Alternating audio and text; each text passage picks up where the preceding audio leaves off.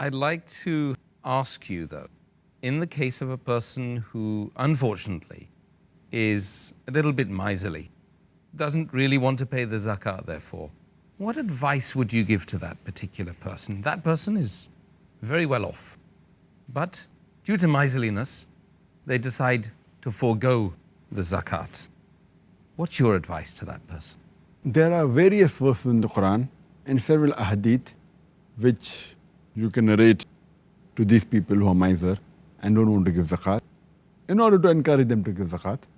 Allah says in the Quran, in Surah Fajr, chapter number 89, verse number 20, and those who love their wealth with excessive love, talking about these people who are miserly.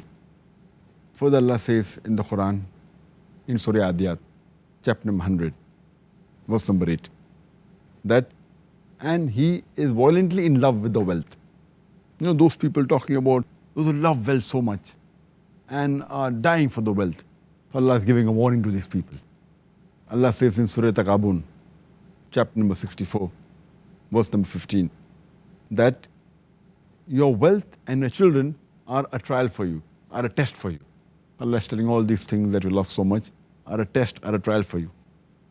And there's hadith of Tirmidhi, hadith number 2336, where the beloved Prophet said that every ummah would be tested with something, and my ummah would be tested by wealth.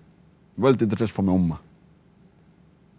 And Allah subhanahu wa ta'ala gives an example in the Quran, in Surah Qalam, chapter number 68, verse number 17 to 33. And Allah narrates the story of a person who owns a beautiful big garden. And this person was very charitable. Whatever earnings he got from the garden, he spent whatever was required on the family and in maintaining the garden. And the rest, everything he used to give in charity. So this continued for a long time. After this person died, his children, they said that what a fool our father was. He gave everything in charity. So what they decided, that when whatever harvest they get, whatever goods they get, they will slowly at night take it away to their own homes. The children decided, and no one will come to know. So when the fruits and everything came, they took it to their homes. And next day, when they came to the garden, everything was ruined. And the complete garden was absolutely ruined. And only their garden was affected. And there the Quran says in Surah Qalam, chapter 68, verse number 31, and we have transgressed the limit. And Allah says in the next verse, in Surah Qalam, chapter 68, verse 33, that for these people, there is a punishment in this world and more severe punishment in the hereafter. That means those who love the wealth and are miserly people, there's a punishment in this world. In the next world, there is a bigger punishment. So those people who are miserly and don't want to give zakat, actually zakat is for purification. For whatever impurity you have will be washed away. And it's to increase your wealth. As the Prophet said, I said earlier, that charity does not decrease your wealth.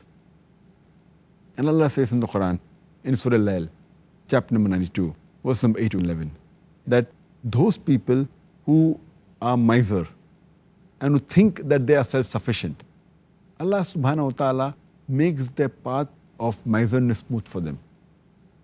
But the wealth will not save them. And they will fall headlong into the pit. The miser people think that wealth is sufficient for them. They themselves will actually perish. Allah says in the Quran, in Surah Al-Imran, chapter number 3, verse number 180, that those who covetously hold on to the wealth that Allah has given them, thinking that it will be good to them, actually it will be a loss for them.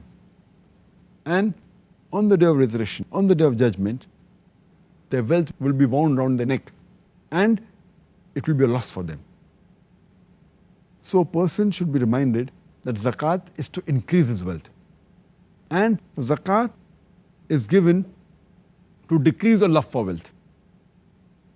As Allah says in Surah Al-Imran chapter 3 verse 92, that you are not a believer until you give what you love.